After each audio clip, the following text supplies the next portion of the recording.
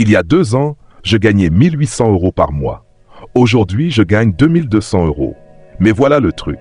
Il y a 2 ans, j'étais stressé en permanence. Découvert bancaire tous les mois, anxiété constante, incapable de dormir en pensant aux factures.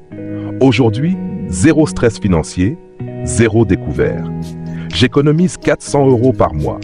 Je pars en vacances, je dors tranquille. Qu'est-ce qui a changé?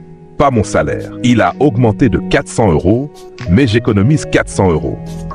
Donc en théorie, je vis avec la même somme qu'avant. Ce qui a changé, c'est ma relation avec l'argent. Mon système, ma philosophie. Si tu en as marre de stresser pour l'argent, si tu veux enfin dormir tranquille, même avec un salaire moyen, abonne-toi maintenant et like cette vidéo. Parce que les 10 prochaines minutes vont te montrer comment vivre sans problème d'argent en 2026. Même si tu gagnes peu. Zéro bullshit. Juste des principes concrets que j'applique tous les jours. Accroche-toi. Le problème, ce n'est pas ton salaire. Première vérité brutale. Ton problème, ce n'est probablement pas que tu gagnes trop peu. C'est que tu dépenses mal. Je sais, ça fait mal à entendre. Mais c'est vrai pour 80% des gens. Écoute, il y a des gens qui gagnent 5000 € par mois et qui sont en découvert. Et il y a des gens qui gagnent 1500 € et qui économisent. La différence? Pas le salaire, le système. Voici le piège dans lequel tout le monde tombe. On pense que le bonheur financier, c'est gagner plus pour dépenser plus. Résultat, tu gagnes 2000, tu dépenses 2100. Tu gagnes 3000, tu dépenses 3200. Tu gagnes 5000, tu dépenses 5300. C'est ce qu'on appelle l'inflation lifestyle. Plus tu gagnes, plus tu dépenses.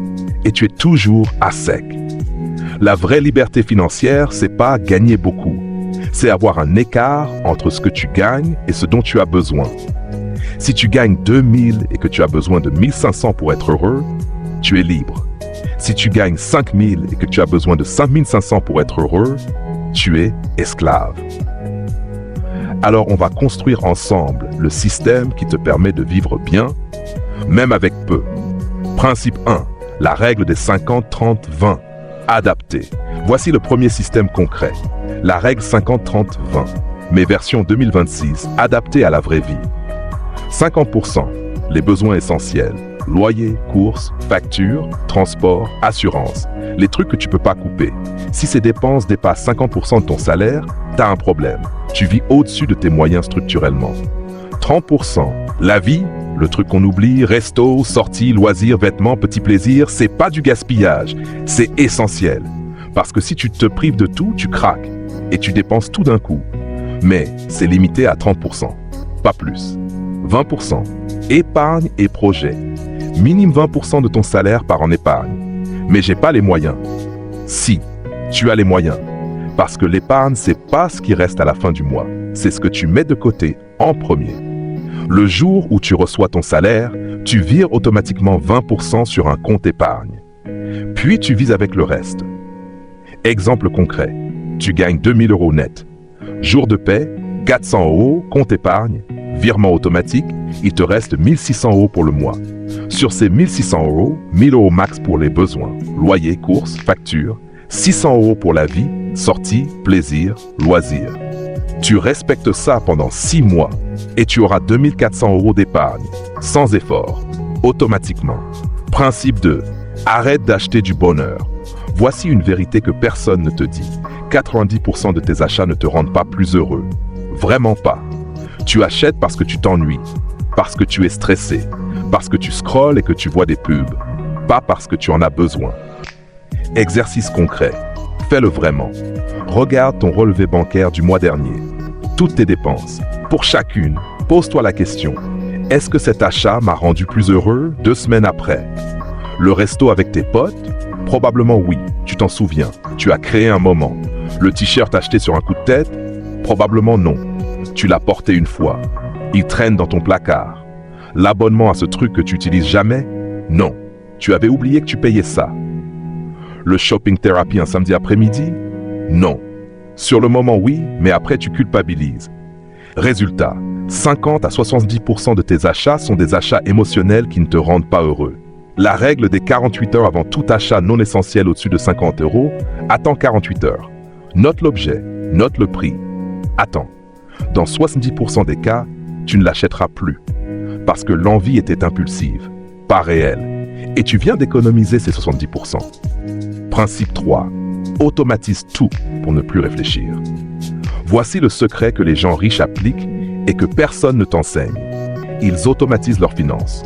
Complètement. Toi, tu gères tes finances à la main.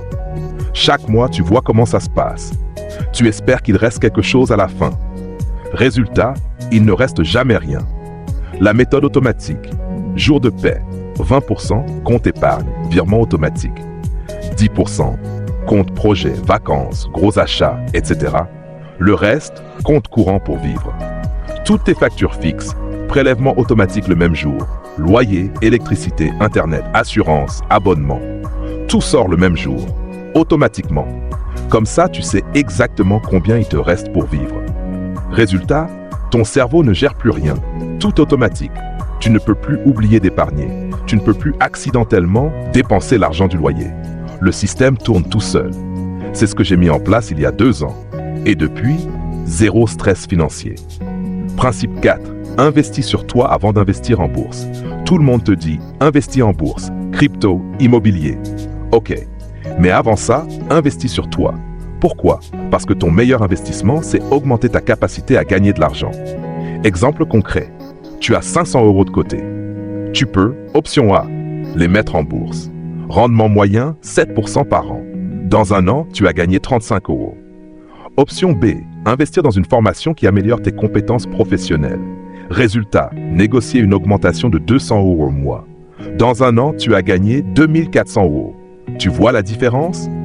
Investir sur toi, c'est apprendre une compétence qui te rend plus employable, te former sur un truc qui peut devenir une source de revenus, design, dev, écriture, montage vidéo.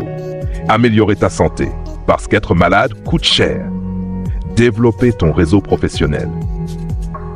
Mon exemple perso, il y a 3 ans, j'ai dépensé 300 € pour une formation en ligne sur un skill que je voulais maîtriser. Cette compétence m'a permis de freelancer à côté, puis de négocier une meilleure position. Ces 300 € m'ont rapporté plus de 15 000 € en revenus supplémentaires sur 2 ans. Aucun investissement en bourse ne fait ça. Alors avant de te lancer dans les cryptos, pose-toi la question, comment je peux investir sur moi pour gagner plus? La principe 5, la philosophie stoïcienne de l'argent. Dernière leçon, la plus importante. Les stoïciens, Marc Aurèle, Sénèque, Épictète, avaient une relation ultra saine avec l'argent. Sénèque était ultra riche. Marc Aurèle était empereur. Mais ils appliquaient le même principe. Le vrai riche n'est pas celui qui a beaucoup, c'est celui qui a besoin de peu. Concrètement, chaque mois, identifie un truc dont tu penses avoir besoin et prouve-toi que tu peux vivre sans. L'abonnement Netflix, alors que tu regardes jamais? Coupe. Le café à 5 € tous les matins? Fais-le chez toi. La voiture que tu utilises 2 fois par semaine? Vends-la. Prends les transports. Pas pour te priver, pour te libérer. Parce que chaque besoin artificiel que tu élimines, c'est de l'argent en moins que tu dois gagner. C'est du stress en moins. C'est de la liberté en plus. Marc Aurèle disait, la richesse consiste bien plus dans l'usage qu'on en fait que dans la possession. Autrement dit, à quoi ça sert d'avoir 5 000 € de salaire si tu vis avec le stress permanent de tout dépenser? Mieux vaut 2 000 € et vivre tranquille avec 1 500 €. Mon défi stoïcien, pendant 30 jours, vis avec 20% de moins que d'habitude. Pas en te privant de l'essentiel, en coupant l'inutile. Résultat, tu vas réaliser que tu peux vivre aussi bien avec 20% de moins. Et ces 20%, tu les épargnes, ou tu les investis, ou tu les donnes. Mais tu ne dépends plus d'eux. Et ça, c'est la vraie liberté. Le résultat, une vie sans stress financier. Voilà ce qui se passe quand tu appliques ces 5 principes pendant 6 mois. Tu as de l'épargne. Pour la première fois de ta vie, tu as un matelas de sécurité. Tu ne stresses plus, parce que tu sais que tu maîtrises tes finances. Elles ne te contrôlent plus. Tu dors mieux, littéralement. L'anxiété financière disparaît. Tu fais des choix libres. Tu n'acceptes plus un job que tu détestes juste pour l'argent. Tu peux dire non. Tu profites vraiment. Parce que quand tu dépenses, c'est choisi, pas subi. C'est ça, Vivre sans problème d'argent. Pas être riche. Être libre. Si ce système te parle, si tu veux arrêter de stresser pour l'argent, partage cette vidéo. Envoie-la à quelqu'un qui galère financièrement. À ce pote qui se plaint toujours d'être fauché. À ce membre de ta famille qui pourrait en avoir besoin. Abonne-toi pour plus de contenu concret sur la vraie vie. Zéro bullshit. Juste ce qui marche.